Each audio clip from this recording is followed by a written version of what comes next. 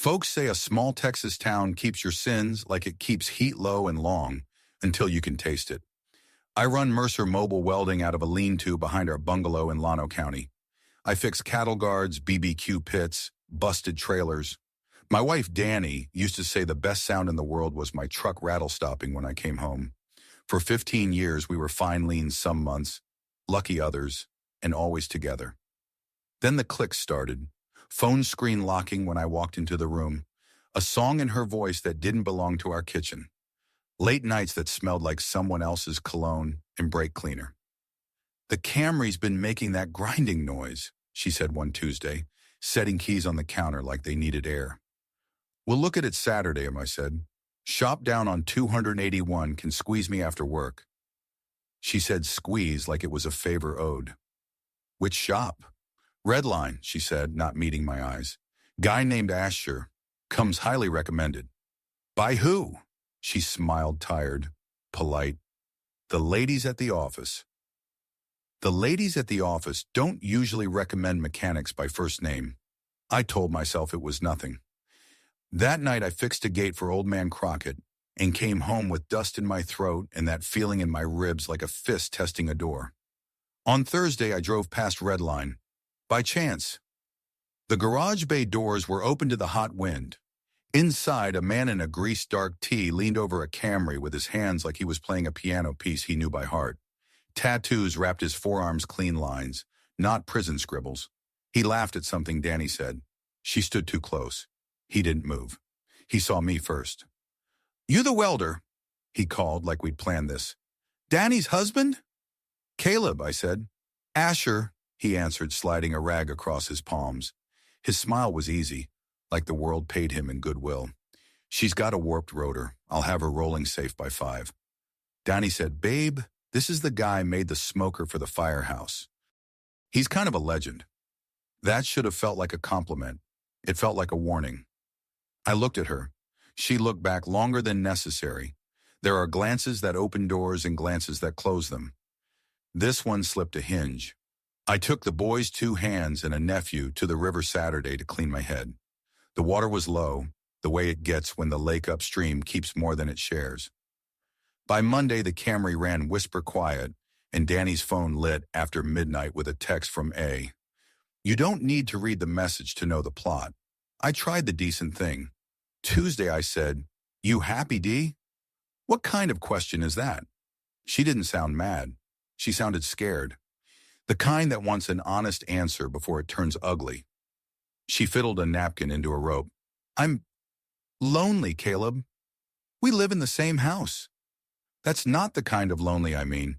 A tear slid sideways toward her ear. "I don't want to blow up our life. I want to feel awake." "You feel awake with your mechanic?" Her jaw set. "Asher listens." "So do I." She looked at me, soft and mean at the same time. "Not lately." We tried a truce. Counseling on Thursdays in a room with a wheat print rug. Date night without phones. A rule about no secrets that lasted until it met desire. I lasted 2 weeks. Then I followed her. Redline closed at 6. A side door opened at 8:40. Danny stepped out with her hair up in a messy knot I hadn't seen in 2 summers, the kind you make when you expect hands to undo it. Asher came after, killed the outside light, and they walked toward the alley like a crime didn't count if it was soft.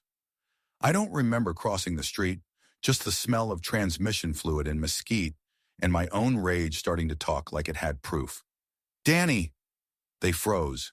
He moved in front of her, not brave so much as stupid. "Hey, brother," he said, palms out. "Let's be—" I hit him, opened his lip. He came back fast. I'm not young enough to pretend I didn't feel it. He swung wild, clipped my ear. I buried a fist in his ribs. He folded. Danny shouted my name, grabbed my arm. He lunged again, and I slammed him into the rolling door so hard it rattled like hail on a tin roof. I don't know who dialed. Maybe a neighbor who loved drama. Deputy Ruiz pulled up, lights low. He's my cousin by marriage and a decent man. "Caleb," he sighed like the county didn't need more paperwork. "Back it up." Asher wiped blood on a rag, eyes blazing. "He jumped me." "I jumped stupidity," I said, which is not in the penal code. Ruiz separated us, wrote something he didn't enjoy writing, and told me to go home or go to jail. I went home. The house looked like a museum of my best intentions. Danny didn't come. The clock ticked too loud. My fists swelled and reminded me what men are like when they mistake possession for love. She walked in at 2. We sat like strangers at a bus stop. "I can't be your enemy," she said. "Then stop acting like my opponent." "I need," she swallowed, "I need space." "Space for what?" "To figure out what I'm doing." "You're married. That's what you're doing." She went to the guest room. I slept on the couch because staying in our bed would have felt like I was stealing something. The next morning I got a text from an unknown number. "You want to fight? Fight me in the open." 9 p.m. out back. No cops. The signature was a scuffed knuckle emoji. Men in their cartoons. I showed up. Of course I did.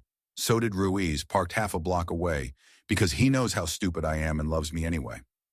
Asher came through the bay door with his chest up. What I hadn't expected was a second guy stepping out behind him. Older, leaner, eyes like knives. He had the same cheekbones as Asher and the same tattoo atlas. Family. "This is Rowan," Asher said. "My brother." Rowan didn't offer a hand. "You set me up?" I asked.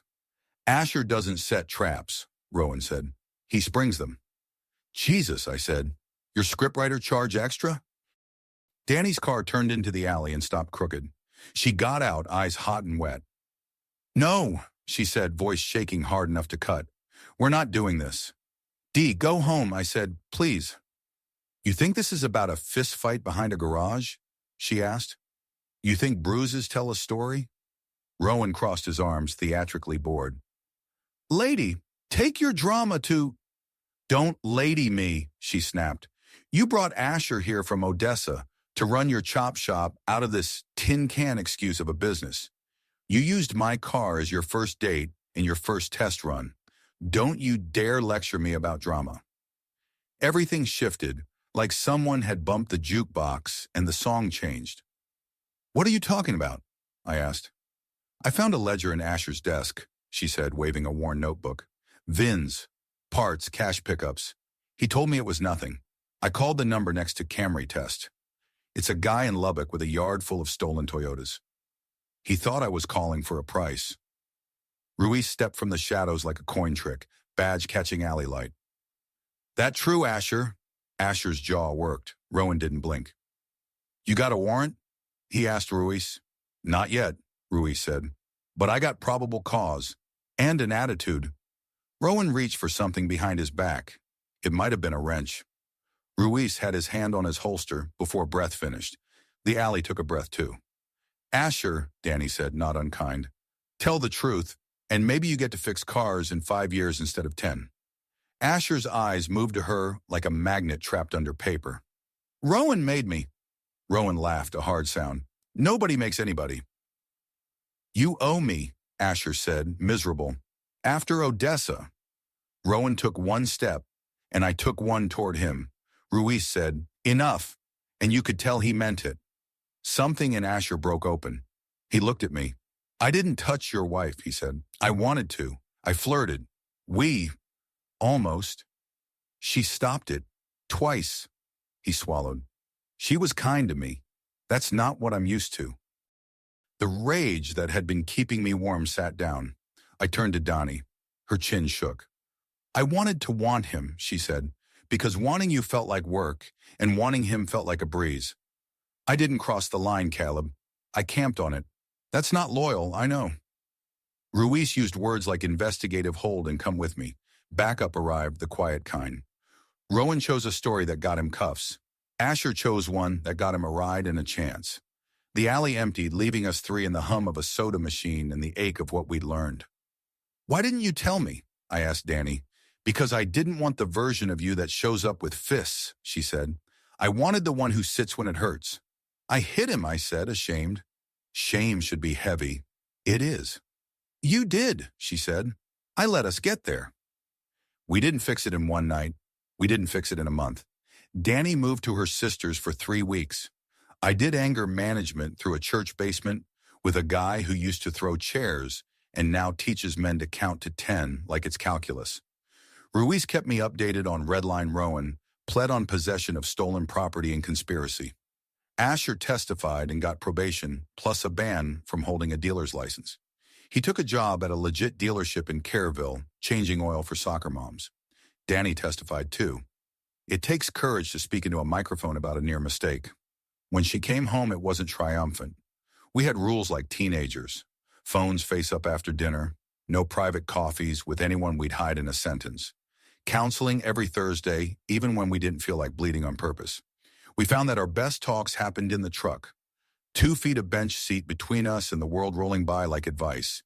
One evening in August, the air smelled like rain that refused to happen. We drove past Redline Now Carlson Auto, under new ownership and a fresh coat of lying paint.